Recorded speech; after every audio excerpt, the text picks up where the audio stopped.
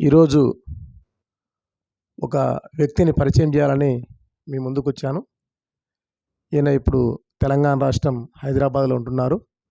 గతంలో సింగరేణి బొగ్గు గని కార్మికుడిగా పనిచేశారు. అలాగే సిపిఐలో కూడా పనిచేశారు. హేతువాద భావజాలాన్ని మరియు కుల నిర్మూలనలో భాగంగా తన కూతుర్లో ముగ్గురికి క్యాస్ట్‌లెస్ మ్యారేజ్ కూడా చేశారు. ఆచరణశీలి. ఈ పెద్దాయనను 75 సంవత్సరాల ఈ పెద్దాయనను పరిచయం చేసేందుకు మేము మీ ముందుకొచ్చాను. ఇప్పుడు ప్రస్తుతం ఆయన ఇంట్లో ఉన్నాము. ఆయన గురించి, ఆయన జీవన గమనం గురించి మీ అందరికీ పరిచయం చేసి సమాజాన్ని మంచి బాటలో దిద్దేందుకు ఆయన చేసిన కృషి ఎటువంటిది, ఆయన పడిన పోరాటము, ఆరాటము ఈ సమాజానికి ఎంతో అవసరమైంది. ఈయన గురించి మీకు కొద్ది మాటల్లో పరిచయం చేసేందుకు ప్రయత్నం చేస్తాను. నమస్తే సార్. మీరు సింగరేణి కార్మికుడిగా పనిచేసేటప్పుడు మీ జీవన విధానం ఎట్లుండేది? మీ జీవితాన్ని గురించి మన వాళ్ళందరికీ సమాజానికి తెలియాల్సిన ఉద్దేశం ఎట్లైనా ఉందని చెప్పి మీ దగ్గర రావడం జరిగింది. మీ జీవితం గురించి మీరు చెప్పండి.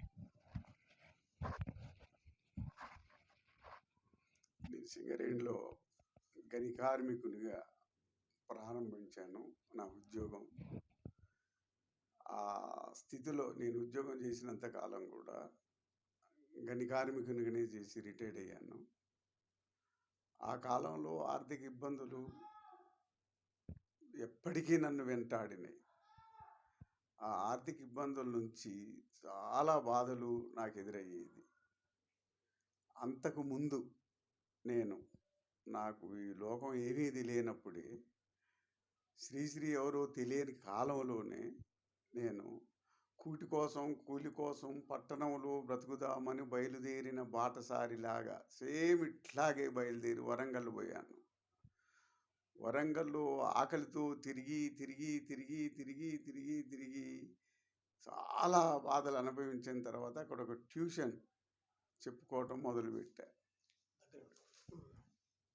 ఆ రకంగా అక్కడ ఒక 2 సంవత్సరాలు ఉన్న తర్వాత కొత్తగూడెం ఐటీఐ చేశాను. నేను కొత్తగూడెంలో ఐటీఐ ఉందని పేపర్లో చూసి కొత్తగూడెం వచ్చాను. కొత్తగూడెంలో మా దూర బంధువుల దగ్గర ఉండి సింగరేణిలో ఉద్యోగం దొరికించుకోవడానికి కారణం నాకు సిపిఐ, ఏఐటియుసి యూనియన్. నేను యువకుడిగా ఉన్నప్పుడు దాని ప్రభావంతో అట్లా తిరిగేటప్పుడు వాళ్ళందరూ పరిచయమై పెద్దోళ్ళంతా నాకు ఆ ఉద్యోగం కల్పించారు సింగరేణిలో. ఆ రకంగా నేను గని కార్మికుడిని. అయితే నేను చాలా పుస్తకాలు చదవటం అనేది నాకు అలవాటు మొదటి నుంచి. ఈ పుస్తకాలు చదివే క్రమంలో నాకు మా మిత్రుడు ఎల్లయ్య గారని అకౌంటింగ్ ఆఫీసర్ ఉన్నాడు సింగరేణిలో. ఆయన మార్క్సిస్ట్ తత్వశాస్త్రాన్ని నాకు ఇచ్చాడు.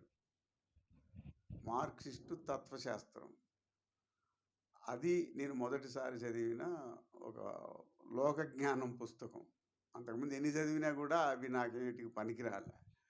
ఈ మార్క్సిస్ట్ తత్వశాస్త్రంలో గతి తార్కిక చారిత్రక భౌతికవాదం అనే ఒక అధ్యాయం ఉంది. అది గతి తార్కిక చారిత్రక భౌతికవాదం అనే అధ్యాయం. అది బాగా 1కి 10 సార్లు చదువుకున్నాను నేను. చదువుకుంటే అంతకుముందు జీవితం అది చదివిన తర్వాత నా ఆలోచన పూర్తిగా వాస్తవికతనానికి వచ్చేసింది. అంటే ఈ ప్రపంచం ఎట్లా పుట్టింది, విశ్వం ఎట్లా పుట్టింది, ప్రకృతి ఎట్లా పుట్టింది, పదార్థం ఉందా, చైతన్యం ఉందా, దేవుడు ఎట్లా పుట్టాడు, ఇవన్నీ దాంట్లో చక్కగా వివరించడం జరిగింది. అది తెలుగు అనువాదం. ఆయన పేరేదో ఉంది, నాకు గుర్తులేదు. అది చదివితే నాకు అంతకుముందు ఉన్నటువంటి దేవుళ్ళ మీద నమ్మకాలు, కులాల మీద నమ్మకాలు, కర్మ సిద్ధాంతాలు ఇవన్నీ కూడా కడిగేసినట్టుగా అనిపించింది. అనిపించేప్పుడు ఏమర్థమైంది, ఈ విశ్వం అనేది ఒక పదార్థం. ఈ విశ్వ పదార్థానికంటే ముందు ఏదీ లేదు.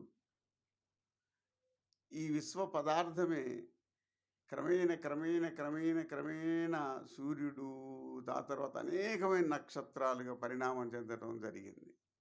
అందులోనే ఇంకా ఉదాహరణలు కూడా చెప్పారు. అనువాదకులు చెప్పిన దాన్ని బట్టి చూస్తే, దేవుడు ఈ విశ్వాన్ని సృష్టించాడు అని అందరూ అంటుంటారు కదా! దేవుడు ఈ విశ్వాన్ని సృష్టించినట్లయితే, ఒక కుమ్మరి కుండను సృష్టిస్తే, ఆ కుమ్మరి భూమి మీద ఉన్న మట్టిని తీసుకొని కుండను సృష్టిస్తాడు. కాబట్టి ఆ కుండకి సృష్టికర్త కుమ్మరి అని మనం అంటాం. అట్లాగే కార్పెంటర్, అట్లాగే కమ్మరి. ఎవరైనా కూడా ఒక పదార్థాన్ని తీసుకొని ఆ పదార్థాన్ని ఒక వస్తువుగా తయారు చేసిన ఆయన సృష్టికర్త. ఈ విశ్వానికి దేవుడు సృష్టికర్త అయినప్పుడు ఏ పదార్థాన్ని తీసుకొని ఈ విశ్వాన్ని సృష్టించాడు? ఆయన ఏదో ఒక పదార్థాన్ని తీసుకొని సృష్టించాలి కదా మరి, కమ్మరి కుమ్మరిలాగా. ఆయన ఏ పదార్థాన్ని తీసుకుని సృష్టించాడనే భావం వచ్చింది ఆ గద్దారిక చారిత్రక భౌతికవాదంలో. విశ్వం అనే పదార్థాన్ని తీసుకొని ఆయన సృష్టించాలి. అంటే ఆయన కంటే ముందు, దేవుడి కంటే ముందు విశ్వం ఉన్నది అని అన్నమాట. విశ్వం లేకుండా, పదార్థం లేకుండా దేవుడు విశ్వాన్ని తయారు చేయలేడు కూడా. అనుకున్నప్పుడు ఈ విశ్వం ఆయన చేసింది కాదు, ఆ పదార్థం ఆయన చేసింది కాదు.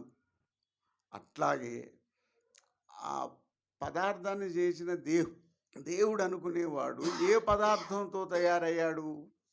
ఆయన కూడా పదార్థమా కాదా? ఆయనకి కళ్ళు, ముఖము, శరీరము, మెదడు ఉంటేనే కదా ఆలోచించి ఏదైనా చేసేది. ఇట్లా ఆలోచించుకున్నప్పుడు ఈ ఈ సృష్టి ఒక దేవుడు ఉన్నాడు, ఆయన చేశాడు అనేదంతా నాకు పటాపంచలైపోయింది. ఆ తర్వాత పల్లెలు, పట్టణాలు. నేను పల్లెల్లో పుట్టి పెరిగినటువంటి వాడిని. పల్లెలకి, పట్టణాలకి చాలా తేడాలు. పట్టణ ప్రజలు నాగరికులుగా, పల్లె ప్రజలేమో అమాయకులుగా, అనాగరికుల గౌరవం తక్కువగా ఉండేది. పట్టణాల్లో ఉన్న వాళ్ళకి ఎక్కువగా ఉండేది. అట్లా చూస్తే పట్టణాలు ఎక్కువ మన దేశంలో, పల్లెలు ఎక్కువ అంటే పల్లెలే ఎక్కువ, వ్యవసాయ కుటుంబాలే ఎక్కువ. ఇన్ని కుటుంబాలు అమాయకంగా ఉంటే పట్టణంలో వాళ్ళ రాతే అట్లా రాస్తాడా దేవుడు? సరే, ఒక తరానికి రాసండి, ఇంకో తరానికి రాస్తాడా, ఇంకో తరానికి రాస్తాడా? పల్లెళ్ళందరికీ ఒక రాత, పట్టణాల్లో ఉన్న వాళ్ళందరికీ ఒక రాత రాస్తాడా దేవుడు? ఇది కరెక్ట్ కాదు. ఎక్కడి వాతావరణాన్ని బట్టి అక్కడ ఆలోచన ఉంటుంది, ఎక్కడి పరిస్థితుల్ని బట్టి అక్కడ ఇది ఉంటుందని నాకు అట్లా ఆ రకంగా దేవుడు అనేది లేకుండా పోయింది. మరి ఈ పేదలు ఎందుకున్నారు, ధనికులు ఎందుకున్నారు? పనిచేసే వాళ్ళు, పొద్దున్న లేచి పొద్దుపోయేదాకా పనిచేసేటువంటి వాళ్ళు కూడు లేక, గూడు లేక, గుడ్డ లేక, గౌరవం మర్యాదలు కూడా లేకుండా వాళ్ళు అలమటిస్తూ ఉంటారు. చెమట ఒట్టు ఒడపని వాళ్ళ దగ్గర సంపద కుప్పతెప్పలుగా ఉంటా ఉంది. దీనికి కారణం ఏంటి అని అంటే మత గ్రంథాల్లో చెప్తూ ఉంటాయి. ఇది పుట్టకముందే మీరు పుట్టినరు, అప్పుడు తప్పులు చేసినరు, ఆ తప్పులకి ఈ జన్మలో ఇట్లా అనుభవించాలి, మరో జన్మలో మీరు సుఖాలు అనుభవిస్తారు. ఇప్పుడు సంపన్నులంతా పూర్వజన్మలో పుణ్యాలు చేసుకున్నారని చెప్పి మత గ్రంథాలన్నీ నమ్మబలకటం, ప్రజలు నమ్మటం, ఈ మేరకు ప్రభుత్వాలు నిర్మాణం కావటం, రాజ్యాలు, ప్రభుత్వాలు, రాజ్యాంగాలు పలు విధాలుగా అట్లా. ఇదంతా నాకు బాగా అర్థమైంది ఏమిటంటే, శ్రమదోపిడీ చేయటం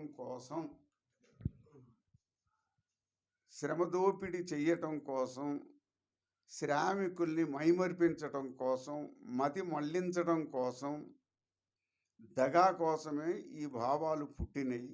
ఈ భావాలు పుట్టించింది మత గ్రంథ ప్రవక్తలు, రాజులు, రాజ్యం, పాలకులు. ఈ రాజులు, రాజ్యం, పూజారులు, పాలకులు వీళ్ళంతా కలిసి పనులు చేయకుండా బతికేటువంటి వాళ్ళు. పనులు చెయ్యరు.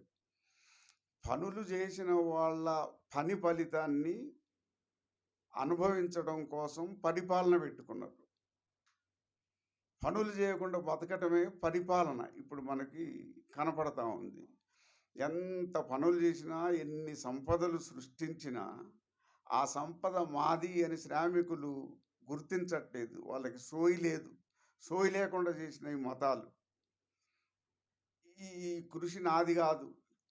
ఇది దేవునిది. లేకపోతే నా దుర్గతికి నేనే కారణం. పుట్టకముందు చేసిన తప్పులు అని. పుట్టకముందే పుట్టటం ఏంటి? మనం ఆలోచించాలి గదా! పుట్టకముందే పుట్టటం ఏంటి? అప్పుడు తప్పులు చెయ్యటం ఏంటి? ఆ తప్పులకి ఈ జీవితంలో శిక్ష అనుభవించటం ఏమిటి? ఇది నమ్మదగిందేనా? ఎవరు ఆలోచించినా ఇది అర్థమవుద్ది. పుట్టకముందే ఎవ్వరూ పుట్టలే. అప్పుడు తప్పులు చేస్తే ఈ జీవితంలో ఉండవు. మనమే కాదు పుట్టింది. సర్వ జీవరాశులు పుట్టినయి. సర్వ జీవరాశులు చనిపోతున్నాయి. ఇదంతా ప్రకృతి, విశ్వం, పరిణామం, మార్పులు. ఇది అనివార్యంగా జరుగుతున్నటువంటి పని. ఈ విషయాన్ని మనకు అర్థం కాకుండా, ప్రకృతి జ్ఞానం కలగకుండా, ఈ ప్రకృతినంతా ఎవరో సృష్టించినట్టు, ఆయన మనకి నడిపిస్తున్నట్టు, మన దుర్గతులకి, సద్గతులకి ఆయనే కారణం ఉన్నట్టు, లేకపోతే మన కర్మ అన్నట్టు, మన నెత్తిన మన చేతిలో పెట్టి ప్రజల్ని, శ్రామికుల్ని ముఖ్యంగా దగా చేస్తున్నాయి పాలక వర్గాలని నాకు బాగా అర్థమైంది. అందువలన ఈ మత కౌగిట్లో నుంచి బయటపడాలంటే స్వేచ్ఛగా జీవించటమే. ప్రకృతిని అర్థం చేసుకుంటూ, మనుషుల్ని మనుషులుగా అర్థం చేసుకుంటూ, మానవత్వాన్ని పెంపొందించుకుంటూ జీవించటం ఒకటే మార్గం తప్ప మతాలను అవలంబించకూడదు. కులాలు లేవు. కులాలు అనంటే ఏం చెప్తున్నారు వాళ్ళు? మన దగ్గర ఏం చెప్తున్నారంటే బ్రహ్మ అనే దేవుడు ఉన్నాడు. ఆ బ్రహ్మదేవుడికి ముఖం నుండి బ్రాహ్మణులు పుట్టారు, భుజాల నుండి క్షత్రియులు పుట్టారు, తొడల నుండి వైశ్యులు అంటే వ్యాపారులు పుట్టారు, పాదాల నుండి శూద్రులు పుట్టారు అని చెప్పి వాళ్ళు నమ్మబలికిస్తున్నారు. ఈ రకంగా వర్ణాలు, కులాలు పుట్టినాయి అని. బ్రహ్మ తల నుంచి ఎట్లా పుడతారు, ముఖం నుంచి ఎట్లా పుడతారు? మనం కూడా ఆలోచించాలి కదా. ఏ జీవరాశినైనా ఎట్లా పుడుతూ ఉంది? అట్లా పుట్టం. ఈ రకంగా నాకు సమాజం అంటే ఏమిటి, విశ్వం ఏంటంటే, ప్రకృతి అంటే ఏమిటి, పరిణామాలు అంటే ఏమిటి, ఇవన్నీ కూడా అనేకమైన పుస్తకాలు చదవటం వలన మార్కెట్ తత్వశాస్త్రంతో పాటు మన తాపిధర్మారావు పుస్తకాలు, గుడిపాటి వెంకటాచలం పుస్తకాలు, మగ్జిం గోరికి పుస్తకాలు, సివి రచనలు, అనేకమైన పుస్తకాలు ఇవన్నీ చదివితే మనకు అరటిపండు ఒలిచి నోట్లో పెట్టినట్టుగా విజ్ఞానం సమకూరుస్తుంది. ఉన్నదాన్ని సత్యాన్ని సత్యంగా చెప్పటమే. మతాలేమో జగతి మిథ్య బ్రహ్మ సత్యం అంటే జగతే లేదు, ప్రపంచమే లేదు, విశ్వమే లేదు, ఉన్నదనుకోవటం భ్రమ అంటున్నారు వాళ్ళు. లేనిది ఉన్నది అంటున్నారు. జగతి మిథ్య అంటే జగతి లేదు, జగతి భ్రమ. బ్రహ్మ ఉన్నాడు, బ్రహ్మ అంటే దేవుడు, దేవుడు ఉన్నాడు అనేమో వాళ్ళు చెబుతున్నారు. బైబిల్ ఏం చెబుతున్నది? దేవుడు ఏదో హూ అంటే భూమి పుట్టింది, హా అంటే సముద్రాలు పుట్టినాయి అని చెప్పి దాంట్లో చెప్తున్నారు. తర్వాత భూమిలో నుంచి మట్టి తీసి మట్టిని తన రూపంలో నరుని చేసిండని బైబిల్ చెబుతూ ఉన్నది. మళ్ళీ తన రూపంలో చేసిన నరునికి గాఢమైన నిద్ర కలిగించి ఒక పక్కటెముకను తీసి స్త్రీగా చేసి వీళ్ళిద్దరినీ ఒక తోట, ఏదేను తోటలో మీరు సంచరించండి అని చెప్పి ఆయన చెప్పినట్టు ఈ తోటలో అన్ని పండ్లు తినొచ్చు, కానీ మధ్యనున్న వృక్షం పండ్లు తినొద్దు. తింటే మీకు తెలివితేటలు వస్తాయి, మీరు తెలివితేటలు వచ్చిన వెంటనే పాపిష్ఠులు అయిపోతారని చెప్పి ఆయన శాపం పెడతాడు దేవుడు బైబిల్ లెక్క ప్రకారం. ఆ రకంగా వాళ్ళు ఉండి చివరికి సైతాన్ అనేది అక్కడెక్కడో స్వర్గంలో లూసిఫర్ దూతట దేవునితో ప్రతిపక్షంలో ఉండి వాళ్ళిద్దరికి పడకపోతే కొట్టితే భూమి మీదకి వచ్చిందట. లూసిఫర్ దూత వచ్చి సైతాన్ అయిందట. సైతాన్ అంటే పామట. అప్పుడు పాముకి ఒళ్ళంతా కాళ్ళు ఉన్నాయట. వాళ్ళు చెప్పటం కథలు. ఆ పాము ఈ లోకాన్ని ఏలటానికి పంపించిండట ఆయన. ఆ పాము వచ్చి ఈ అవ్వని అంటే ఈ మగ బొమ్మకి పక్కటెముకలు తీసి ఒక మనిషిని స్త్రీని చేస్తే ఆ స్త్రీని లోబరుచుకొని సైతాన్ చెప్పిందట, ఆ చెట్టు పండు మీరు తినాల్సిందే, తింటేనే బాగుంటుంది, మీకు తెలివితేటలు రావాలి అని చెప్పితే అవ్వ తిన్నదట, ఆ భర్తకు కూడా తినిపించిందట. ఆ రకంగా తెలివితేటలు వచ్చినాయి వాళ్ళకి. అప్పుడు నగ్నంగా ఉన్నటువంటి వాళ్ళు ఆకులు కట్టుకున్నారు అని చెప్పి క్లుప్తంగా దాంట్లో ఉంటుంది బైబిల్లో. అంటే ఏంటి, తెలివితేటలు వద్దు మనుషులకి. ఇక మన హిందూ ధర్మశాస్త్రం ప్రకారంగా స్త్రీలకి చదువొద్దు, శూద్రులకు చదువొద్దు. శూద్రుడు అంటే శ్రామికులు.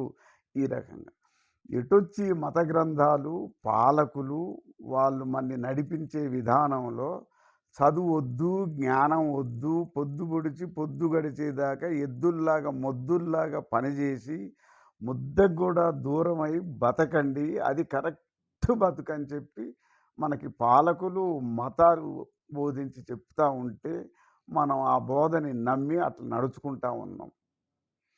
అంటే పరిష్కారం లేదు ఇక మన స్థితిగతులకి. మతాల ప్రకారం, రాజ్యాల ప్రకారం ఆ రకంగా మనకి పరిష్కారం లేదు. శ్రామికులు శ్రామికులే ఇక ఏనాటికైనా. వాళ్ళకేమీ ఉండదు. ఇట్లాగే ఉంటాయి బతుకులు అని చెప్పి చెప్తున్నారు. ఈ రకంగా మన ఒక్క దేశమే కాకుండా ప్రపంచవ్యాపితంగా కూడా ఇదే పరిస్థితి. రాజులు, రాజ్యాలు, మతాలు, దేవుళ్ళు, ప్రవక్తలు ఇవన్నీ ఏమిటంటే పనిచేసే వాళ్ళ శ్రమ ఫలితాన్ని కుప్పలు కుప్పలుగా పెట్టుకొని దాచుకొని దర్జాగా బతకడానికి, పనులు చేయకుండా బతకడం వాళ్ళు. అంటే దొంగలన్నమాట.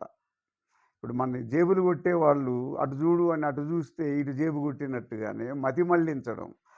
మతం ద్వారా మన మతి మళ్ళించి మనని దగా చేస్తున్నారు. ఇది ఈ పరిస్థితి. ఈ మతాలకు వ్యతిరేకంగా, రాజ్యాలకు వ్యతిరేకంగా వాస్తవాలను చెప్పేటోళ్ళని అన్ని మతాలు చంపినాయి.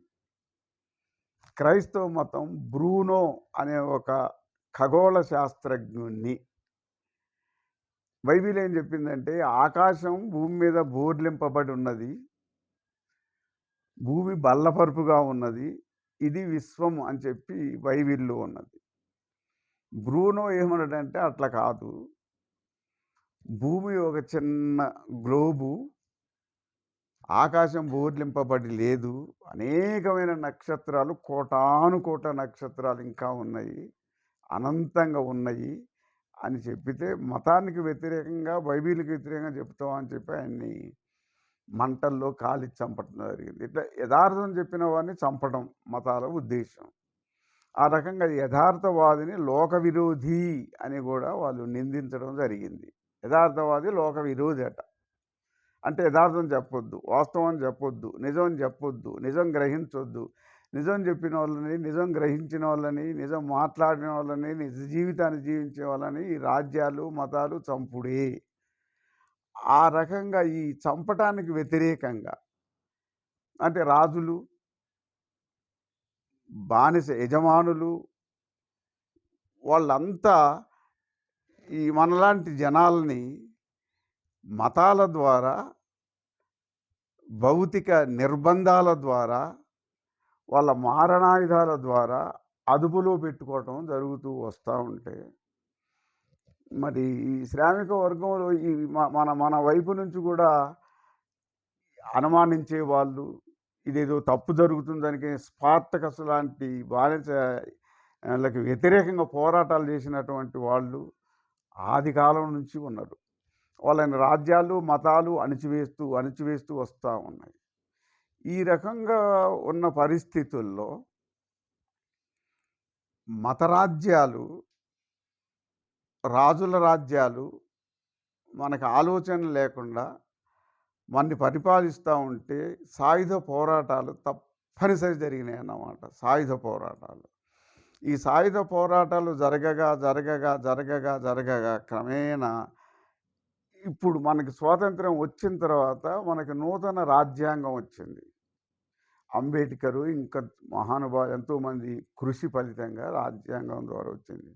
ఆ రాజ్యాంగం రాకముందు మన దేశంలో కూడా 100కి 90 మందికి బతకడానికి హక్కు లేదు, ఆస్తి సంపాదించుకోవడానికి హక్కు లేదు, స్త్రీలు పురుషులకి బానిసలుగానే జీవించాలి అని మనుషుల్ని మనుషులుగా చూడని పరిస్థితి ఉన్నది. ఇంగ్లీష్ వాళ్ళు మన దేశాన్ని పరిపాలించినప్పుడు మన దేశంలో ఉన్న మతమైనా, ఇతర దేశాల్లో ఉన్న మతమైనా మనుషుల్ని అంత హీనంగా, దీనంగా, కర్కోటంగా ఉండటం. ఈ క్రమంలో అంబేద్కర్ కూడా చిన్నప్పుడు ఆయన అంటరాని కులంలో పుట్టాడని, ఆయన చదువుకోవద్దని, ఆయన వెంటపడి వేటాడి చదువుకోకుండా చేస్తూ ఉంటే ఏదో రకంగా ఆయన చదువుకోవటం, చదువుకుంటే వాళ్ళు ఇబ్బంది పెట్టడం, ఆయన చదువుకోవటం ఇట్లా అయ్యి సరే. ఆయన ఏదో అయినాక పెద్దోడైన తర్వాత గొప్పగా చదువుకున్న తర్వాత స్వాతంత్ర్యం మనకొచ్చిన తర్వాత మనకి రాజ్యాంగం రాయాలంటే గాంధీ, నెహ్రూ, వల్లభాయ్ పటేల్ కూడా ఆయన్నే రాజ్యాంగం రాయటానికి పెట్టినప్పుడు ఆయన రాసిన రాజ్యాంగం ఏంటి అని అంటే, మన దేశంలో పుట్టి పెరుగుతున్న ప్రతి ఒక్కడు మనిషే. ఇక్కడ కుల విభేదాలు, కుల వ్యత్యాసాలు, ఎక్కువ తక్కువలు ఉండకూడదు. స్త్రీలు పురుషులకు బానిసలుగా ఉండవద్దు. స్త్రీ పురుషులు కూడా సమానమే. సమస్త ప్రజలు సమానమే అనే నూతన రాజ్యాంగాన్ని మనకి అంబేద్కర్ నాయకత్వంలో వచ్చింది. ఈయన ఎన్నో కష్టాలు పడితే కానీ ఈ రాజ్యాంగం వచ్చింది. అయితే ఆయన ఈ మతాలని, కులాలని, పాలకులను కూడా ఎదిరించటం, వాళ్ళకి వ్యతిరేకంగా ఒంటరిగా పోరాటం చేయటం, ఒంటరిగానే విజయాలు సాధించడం అంబేద్కర్ చేసిన విషయం. ఆ రకంగా అంబేద్కర్ పుస్తకాలు కూడా ఎన్నో నేను చదువుకోవటం జరిగింది. ఆ క్రమంలోనే బౌద్ధిజం కూడా చదువుకున్నా. బౌద్ధిజం ఇప్పుడు ప్రపంచంలోకెల్లా మనం చదవవలసినవి, అధ్యయనం చేయవలసినవి, తెలుసుకోవలసినవి బౌద్ధిజం, మార్క్సిజం, అంబేడ్కరిజం, ఫూలేయిజం కూడా. వీటిని మనం అధ్యయనం చేయకపోతే మన భారతదేశ ప్రజలం, మనకు ప్రపంచం తెలియదు, సమాజం తెలియదు, మనకి ఏమీ తెలియదు, మన జీవితాలు మారవు. బుద్ధిజం అంటే దేవుడి ప్రమేయం ఏమీ లేదు ఈ ప్రకృతి, సమాజం, ఈ మనం జీవించడానికి దేవుని ప్రమేయం లేకుండానే విశ్వం నడుస్తుంది అనే నిజాన్ని చెప్పాడు ఆయన. మానవులందరూ సమానమే. అప్పుడు రాజులు మనుషులను చంపేవాళ్ళు, ఈ చంపుకోటాలు ఉండొద్దు అని ఆయన చాలా ప్రభావితం చేశాడు. ఆయన అహింసని ప్రేరేపించాడు. ఆనాడు మతాలు మహాహింస చేసేటి, ఆ మతాలని కాదని మానవత్వాన్ని ప్రభావితం చేశాడు గౌతమ బుద్ధుడు. సొంతాస్తి ఉండకూడదు అన్నాడు ఆయన. అత్యాశలు, అధిక కోరికలు, అవసరాన్ని మించిన దురాశను ఉందని చెప్పాడు ఆయన. ఆ రకంగా బౌద్ధిజం మానవత్వాన్ని, మంచితనాన్ని ప్రబోధించింది. ఆ తర్వాత మనకి ప్రపంచవ్యాపితంగా చూసినప్పుడు మార్క్సిజము శ్రమ దోపిడీ జరుగుతున్నది అన్న నిజాన్ని వ్యక్తం చేయించింది తన సాహిత్యం ద్వారా. మార్క్సిజం కష్టపడే వాళ్ళ దగ్గర సంపద ఎందుకు లేదు, కష్టపడని వాళ్ళ దగ్గర సంపద ఎందుకు ఉంది అంటే మతాలు చెప్పే సమాధానం కరెక్ట్ కాదని ఆయన మత గుట్టును కూడా చెప్పాడు.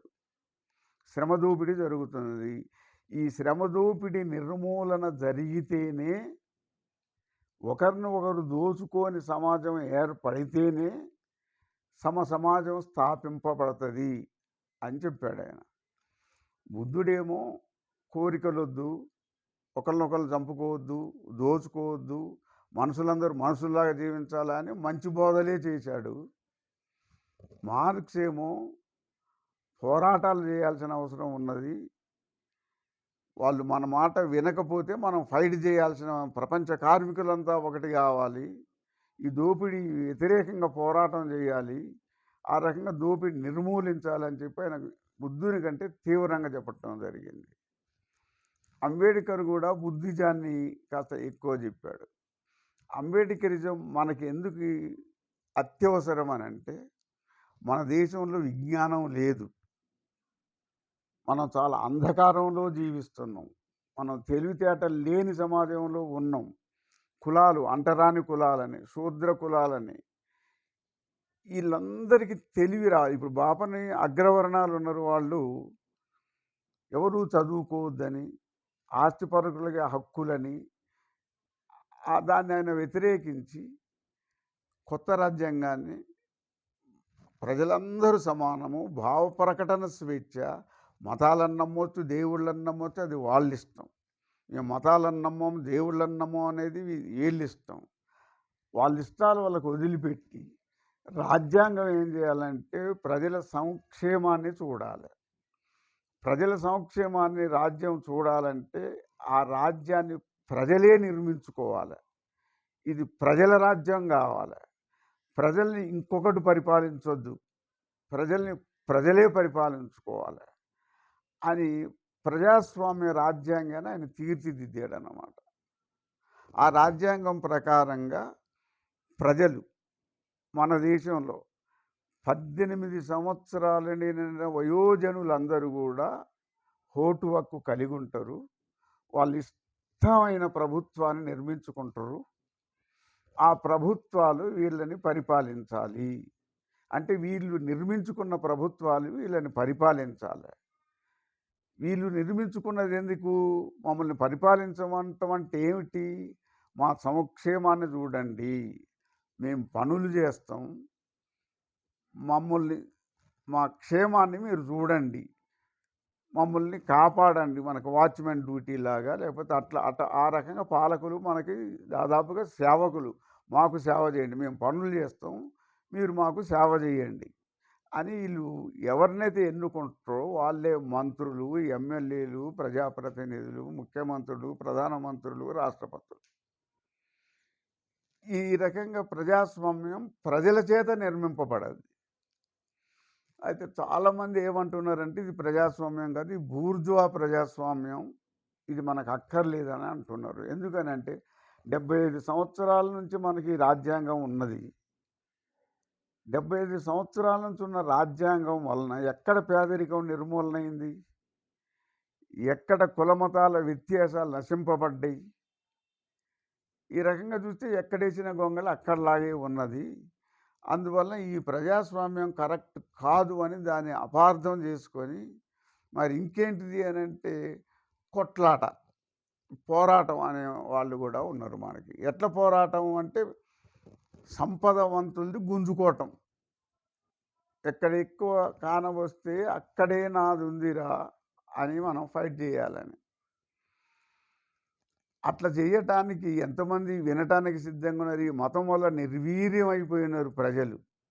ఏమీ తెలియకుండా మతం వలన, కులాల వలన విచ్ఛిన్నమై జ్ఞానం లేక, ఆలోచన లేక, పొద్దుగట్టిలాగా ఎద్దులాగా పనిచేయడం తప్ప ఇంకొక ఆలోచన మన ప్రజలకు కలిగే స్థితి లేదు. ఈ పరిస్థితుల్లో ఉన్న ప్రజలు యుద్ధం చేయలేరు, ఫైటింగ్ చేయలేరు. వీళ్ళ బ్రెయిన్ని శుద్ధి చేయాలి మనం, వీళ్ళందరినీ ఏకం చేయాలి మనం. అంటే నిజాలేంటో అబద్ధాలేంటో చెప్పాలి, మన ఈ దుర్గతులకి కారణాలేంటో చెప్పాలంటే ఈ రాజ్యాంగం ప్రకారంగా భావ ప్రకటన స్వేచ్ఛ ఉన్నది. మాట్లాడుకోవచ్చు, చర్చించుకోవచ్చు.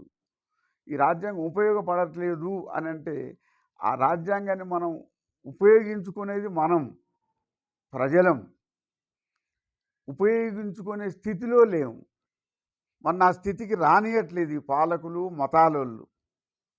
ప్రజాస్వామ్యం ప్రకారంగా ఎన్నికైనటువంటి వాళ్ళు ఇప్పుడు అందరికీ హక్కున్నది అని రాజ్యాంగంలో ఉన్నందువలన సంపన్నులు కూడా పాలకులుగా నిలబడే హక్కు ఉన్నది, వాళ్ళకు కూడా ఓటు హక్కు ఉన్నది. కాబట్టి అందువలన పాలకులే ఎక్కువ మంది ప్రజాప్రతినిధులుగా తయారై పాలకులుగా తయారవుతున్నారు సంపన్నులు. అందువలన ఈ రాజ్యాంగాన్ని ఉపయోగించుకునేది ఎవరు అని అంటే సంపన్నులు ఉపయోగించుకుంటా ఉన్నారు. సంపన్నులు ఉపయోగించుకోవటం వలన సామాన్యులకు, పేదలకు న్యాయం జరగడం లేదు. అందువలన ఈ రాజ్యాంగం మంచిది కాదు అనే వాదం ఒక పక్క జరుగుతూ ఉంది. మరి సంపన్నులు కూడా దీన్ని స్వాధీనం చేసుకొని అట్లా చేస్తున్నప్పుడు సంపన్నులు ఒక 10 మంది ఉంటే 100కి 90 మంది ప్రజలు ఉన్నారు. ఈ 90 మంది ప్రజలు ఈ రాజ్యాంగాన్ని హస్తగతం చేసుకోవాలి కదా. వీళ్ళు ఓట్లేసే వాళ్ళలాగానే ఉంటున్నారు కానీ ఈ రాజ్యాంగాన్ని హస్తగతం చేసుకోవట్లేదు. హస్తగతం వాళ్ళు చేసుకుంటున్నారు. వాళ్ళు చేసుకున్నప్పుడు పేదరికం మనకు పోవట్లేదు, శ్రమ దోపిడీ పోవట్లేదు. ఈ విషయాలన్నీ కమ్యూనిస్టు పార్టీలు చెప్పాలి, తప్పకుండా చెప్పాలి. ఈ రాజ్యాంగమే మంచిది కాదు, ఇది వాళ్ళకి ఇచ్చింది హక్కులు, వీళ్ళకి ఇచ్చింది హక్కులు అంటే వీళ్ళకే 90 మందికే ఇచ్చింది అనుకుందాం హక్కులు. ఈ 90 మందికి ఆ హక్కులను ఉపయోగించుకునే జ్ఞానం ఉన్నదా మరి? ఆ జ్ఞానాన్ని సంతరించుకోవాలి కదా. కమ్యూనిస్టు పార్టీలు ఆ జ్ఞానాన్ని, ఆ చైతన్యాన్ని పార్లమెంటు విధానం ద్వారా ప్రజలకు అందించాలి. మార్క్సిజం అంటే ఏమిటో ప్రజలకి తెలియజెప్పాలి. బుద్ధిజం అంటే ఏంటో ప్రజలకు తెలియజెప్పాలి. అంబేద్కర్ అంటే ఏంటో ప్రజలకు తెలియజెప్పాలి. ఈ రాజ్యాంగం మనకు ఎంత ఉపయోగమో ప్రజలకు తెలియజెప్పాలి. ప్రజలు ఈ రకంగా బుద్ధిజాన్ని, అంబేద్కరిజాన్ని, మార్క్సిజాన్ని క్షుణ్ణంగా అర్థం చేసుకుంటే అప్పుడు కానీ ప్రజలు సక్సెస్ అవుతారు, ప్రజారాజ్యం ఉపయోగపడుద్ది. అట్లా కాకుండా ఈ రాజ్యాంగం మాకు వద్దనుకుంటే యుద్ధం చేయడానికి ప్రజలు సిద్ధంగా లేరు. చైతన్యం ఇప్పుడు మార్క్స్ ప్రపంచ కార్మికులారా ఏకము కండి అన్నాడు. ఆ నినాదాన్ని మనం వంట పట్టించుకోవాలంటే అంబేద్కర్ ఏం చెప్పాడు? చైతన్యపరచు, సమీకరించు, పోరాడు అన్నాడు. మరి మనం చైతన్యం కావాలా, సమీకరణ కావాలా, పోరాడాలి. అప్పుడు కదా మార్క్స్ నినాదాన్ని మనం అందుకునేది. మరి ఈ రాజ్యాంగం చెప్తున్నది కదా, చైతన్యపరచు, సమీకరించు, పోరాడని రాజ్యాంగం చెప్తున్నది కదా. అది మనం వింటున్నామా? మనకు వినబడ్డదా? దాన్ని వాడుకుంటున్నామా? అది అవసరమా కాదా మనం ఆలోచించాలి.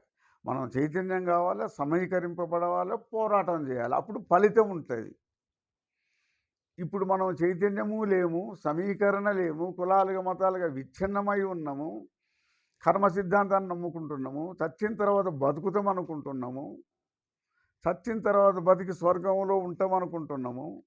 స్వర్గంలో ఎవరు ఆశిస్తే వాళ్ళకు వస్తుంది, రంభలు రావంటే రంభలు వస్తాయి, సుఖం కావాలంటే సుఖం, ఏదంటది చచ్చిన తర్వాత వస్తాయి అంటే మనం నమ్మటం అంటే మనం ఎంత పిచ్చోళ్ళం, ఎంత అమాయకులం. చచ్చిన తర్వాత మనుషులు బతకటం ఏంటనే ప్రశ్న మనకు వస్తుందా?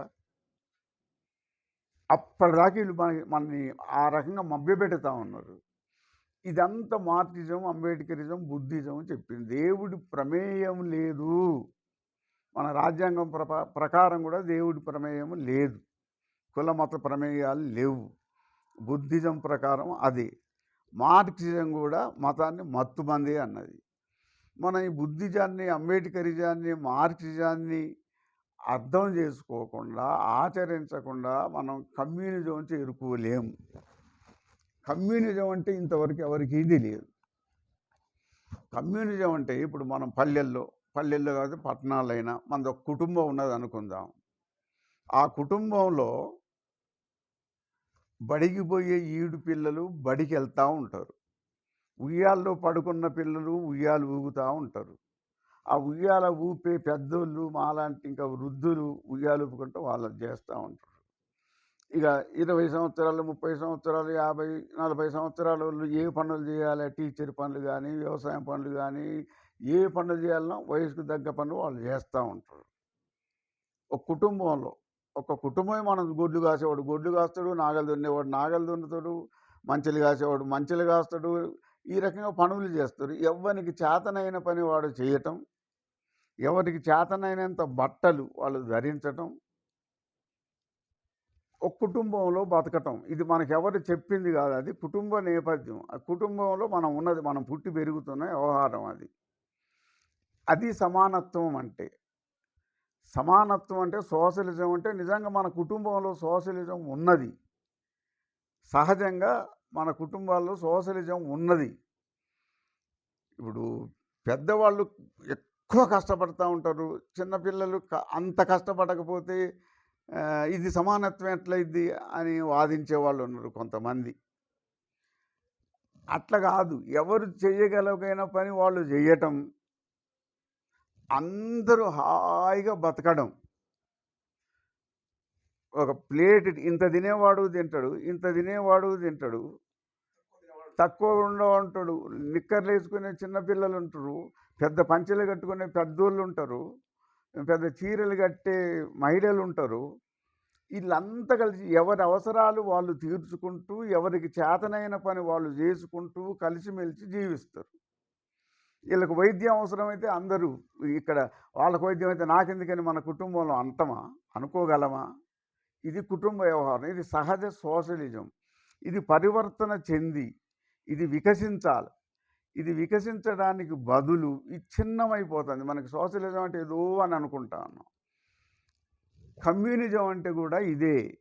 కమ్యూనిజం అంటే ఒక మానవ సమూహం, మొత్తం సమూహమే. ఆ మానవ సమూహంలో అందరూ ఎవరికి వచ్చిన, టీచర్ పని టీచర్ చేస్తాడు, డ్రైవర్ పని డ్రైవర్ చేస్తాడు, ఎవరి పని వాళ్ళు, ఎవరికి వచ్చిన పని వాళ్ళు, ఎవరికి చేతనైన పని వాళ్ళు. పని చెయ్యకపోతే అవమానం ఫీల్ అవుతారు. పని చేయకపోవటం, ఇప్పుడు మనకు ఒక పాడు బుద్ధి ఏమున్నదంటే, పని చేయని వాళ్ళకి గౌరవాలు ఉన్నాయి, సుఖంగా ఉన్న వాళ్ళకి గౌరవాలు ఉన్నాయి, సంపద దోచుకున్న వాళ్ళకి గౌరవాలు ఉన్నాయి, సంపద ఉన్న వాళ్ళకి గౌరవాలు ఉన్నాయి, సంపద లేని వాళ్ళకి, పని చేసే వాళ్ళకి గౌరవం లేదు. ఇంత దుర్మార్గం ఉన్నది మనకి. ఈ రకంగా సమాజం నడుస్తూ ఉంది. ఇది తప్పంటే పోలీసులు ఉన్నారు, జైళ్ళు ఉన్నాయి, ఉరికొయ్యలు ఉన్నాయి, మతాలు ఉన్నాయి. ఇవన్నీ మనని ఒక్క ఆలోచన చేయనట్లేదు. మరి మనం ఇన్ని ఆలోచన చెయ్యాలని మనకి రాజ్యాంగం కల్పించింది. మన ఇష్టం వచ్చినట్టు ఆలోచన చేయాలి. ప్రతి ఆలోచన ఉపయోగకరమైనదిగా ఉండాలి. మనకి హానికరమైనది ఏది, మంచేది చెడేది అనేది మనకు స్పష్టంగా తెలియాలి. ఏది పడితే అదే ఇది మంచి కావచ్చు, చెడు కావచ్చు అనుకోవడం కాదు. మనకి సొంత మెదడు ఉన్నది, మెదడుకి ఆలోచించే గుణం ఉన్నది. అది మంచేది చెడేంటి అనేది మనం తెలుసుకుంటే న్యాయం ఏంటి, అన్యాయం ఏంటి. ఇక్కడ మనకేం అర్థమవుతుంది? పని చేయకపోవటం న్యాయం, సుఖంగా ఉండటం ధర్మం. అట్లుండటానికి కారణం వాళ్ళు పుట్టకముందు చేసుకున్న పుణ్యం. ఇంత పిచ్చి ప్రబోధాన్ని మనం నమ్మి నిజం అనుకోవటం వలన, ఇది నిజం కాదు అనుకున్నప్పుడే మనం బాగుపడతాం. ఆ రకంగా ప్రపంచ కమ్యూనిజం అంటే అవిభక్త మానవ కుటుంబం. ఇప్పుడు నిజంగా ప్రేమలు లేవు మనకి, ప్రేమాభిమానాలు లేవు మనకి, సత్సంబంధాలు లేవు మనకి, మానవ సంబంధాలు అసలే లేవు. ఆర్థికం, డబ్బు, ఈ డబ్బు సంబంధాలు తప్ప మానవ సంబంధాలు ఆలోచించండి ఏమన్నా ఉన్నాయా? ఇప్పుడు మనం బతకడానికి ఎన్ని కోటాను కోట్ల డబ్బు కావాలి మనకి? లక్షల వేల కోట్ల అవసరమా? ప్రతి ఒక్కళ్ళు బతికినంతకాలం బతకడానికి ఎంత అవసరమో అంత అయితే చాలదా? ఒకవేళ అంతకంటే ఎక్కువ లక్షల కోట్ల డబ్బు సంపాదించుకుంటే 1000 సంవత్సరాలు బతుకుతారా? అట్లా కాకుండా ఒక లక్ష్యం ఉంటే, చనిపోయిన దాకా బతుకుతాం అనుకుంటే వీళ్ళు వాళ్ళకంటే 10 సంవత్సరాలకే చచ్చిపోతారా?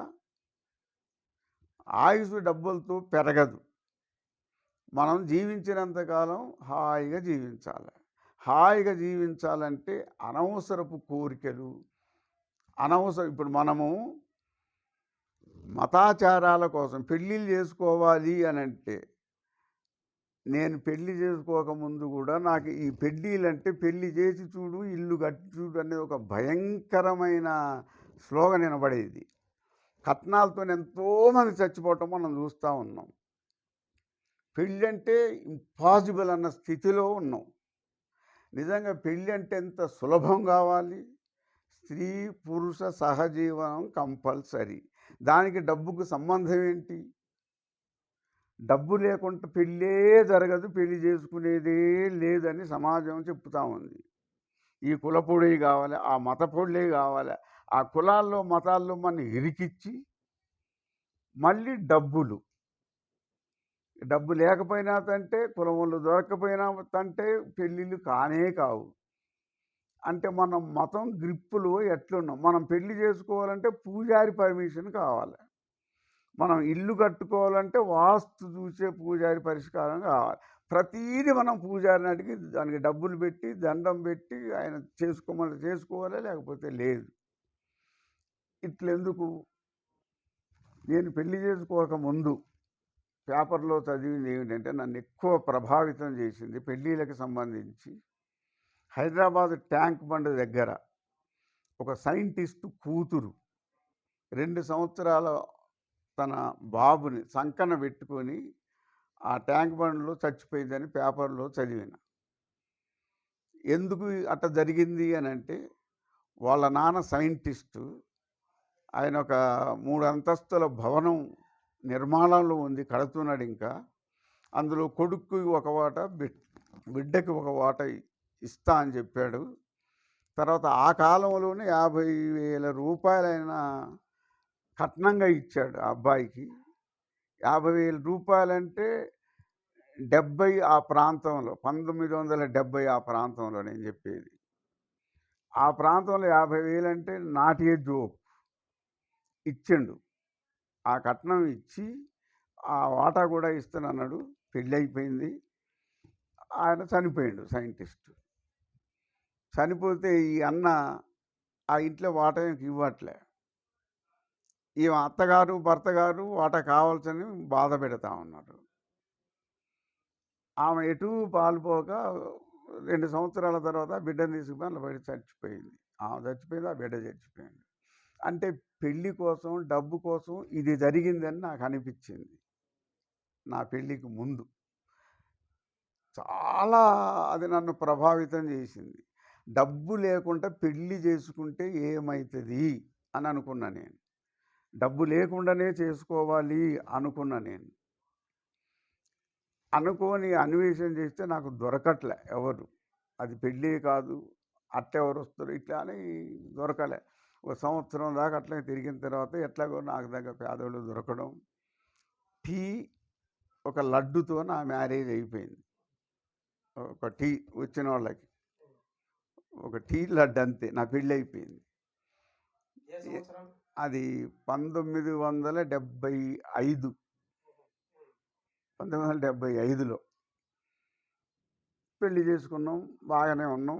ఆ తర్వాతే నాకు ఉద్యోగం దొరికింది. అంటే ఉద్యోగం దొరుకుద్దని తెలుసు అప్పటికి. ఆ తర్వాత మాకు పిల్లలు. నాకు 3 పిల్లలు. పిల్లలు పుడితే కూడా మళ్ళీ కడుపులో ఉంటే సీమంతం చేయాల. కడుపులో పడ్డారని తెలిస్తే సీమంతం చేయాలి, ఖర్చు పెట్టాలి మనం. ఇవన్నీ ఉన్నాయి. అది ఏది అక్కర్లేదు అనుకున్నాం మేము. ఆ రకంగా 3 పిల్లలు నాకు. పెద్దమ్మాయి పేరు ఆదర్శిని. మనుషుల్ని మనుషులాగా పెంచాలనేది నా ఉద్దేశం. వాళ్ళకి చెవు పోగులు, గాజులు, కడియాలు, ఆడవేషాలు, ఆభరణాలు, ఆడోళ్ళు ఇట్టుండాల, అట్టుండాల, అది ఆహార్యం, అది గౌరవనీయం అనేది నాకు తాపి ధర్మారావు సాహిత్యం చదవటం వల్ల బాగా తెలుసుకున్నాను. అవన్నీ అవమానాలు, అవన్నీ బానిస సంఖ్యలని. నా బిడ్డలకి 3కి పెద్దమ్మాయి పేరు ఆదర్శిని, రెండవ అమ్మాయి పేరు సమున్నత, మూడో అమ్మాయి పేరు సముజ్వల. నేను అనుకున్నా వీళ్ళని మనుషుల్లాగా పెంచాలి. వీళ్ళ కులాలు, మతాలు బురద అంటొద్దు. వీళ్ళని స్వచ్ఛంగా మనుషుల్లాగానే పెంచాలి అని అనుకున్న. మనుషుల్లాగానే పెంచిన. మనుషుల్లాగా పెంచడము అని అంటే నా ఉద్దేశం వాళ్ళని బతికించుకోవటం, పోషించుకోవటం, బట్టగట్టడంతో పాటు సామాజిక జ్ఞానం చిన్నప్పటి నుంచి రావాలి వాళ్ళకని నేను సిపిఐ మీటింగులకు తీసుకుపోయేవాడిని. మా కుటుంబాన్ని మా మిస్సెస్ని మేము అందరం కూడా పోయేవాళ్ళం. అట్లా పోవడంలో నా ఉద్దేశం ఏంటంటే వీళ్ళకి చిన్నప్పటి నుంచి ప్రపంచ జ్ఞానం బాహటంగా అబ్బాలి. ఆ దుమ్మొచ్చి మీద పడ్డట్టు ప్రపంచ జ్ఞానం వీళ్ళ మెదడులో పడాలని నాకు అనిపించేది. అట్లా నేను వాళ్ళని తీసుకొని పోతా అంటే నాకు దగ్గరి స్నేహితులు, మిత్రులు చాలామంది అనేవాళ్ళు, ఇదేందయ్యా నువ్వు మంచిగా చదువుకున్నావు, బాగున్నావు, మంచోడి, ఈ పిల్లల్ని తీసుకుని అలగా జనంలాగా జేయి కొట్టుకుంటా అట్లా ఇట్లా పోతావా? ఆ పెద్ద పెద్ద లీడర్ల పిల్లలు వస్తున్నారా? ఆ లీడర్ పిల్లలు అని పెద్ద పెద్ద వాళ్ళ పేర్లు చెప్పారు. వాళ్ళు రారు. పెద్ద పెద్ద లీడర్ల పిల్లలు అట్లా రారు. కాబట్టి రాకపోయినోళ్ళని నేనేమనుకున్నానంటే, వాళ్ళు పంజరంలో ఉంటారు. వాళ్ళకి ప్రపంచం తెలవదు. నేనెందుకొచ్చినో నా పిల్లలు అందుకే రావాలి. నేనెందుకొచ్చినా, నేను ఒక పర్పస్ మీదనే వచ్చిన. వాళ్ళు కూడా అదే పర్పస్ మీద రావాలి. అట్లా వస్తేనే వాళ్ళకి అసలు సంగతి తెలుస్తది. అని ఆ రకంగా వాళ్ళని బాహ్య జ్ఞానం వచ్చేటట్టు, తర్వాత ఈ సమాజం చాలా ప్రమాదకరమైనది కాబట్టి, నా పిల్లలు విజ్ఞానులు, చైతన్యవంతులు, తిరుగుబాటుదారులు కావాలనిపించేది. ఈ పురుషాధిపత్య సమాజం కాబట్టి నా బిడ్డలు భర్తల దగ్గర వాళ్ళ కాళ్ళ కింద చెప్పుల కింద